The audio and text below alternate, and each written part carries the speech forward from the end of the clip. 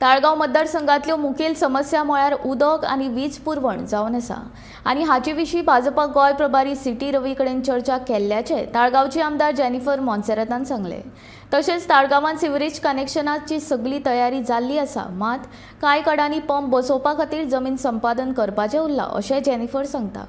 जाल्यार ODP विशीं लेगीत बेगीनूच चर्चा जातली अशें तिचें म्हणणें।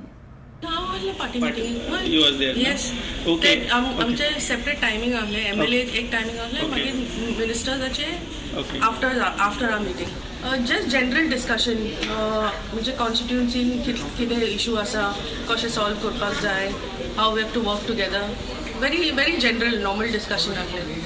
I think the major issue in my constituency like all the other constituencies would be water, electricity and roads.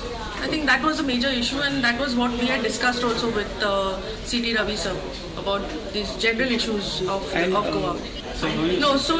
Sewerage, most of the places we have sewerage connection, everything is ready, but acquisition has to be done with some land acquisition for pumps for the pumping station. So that is the only thing that's remaining in the constituency to be done.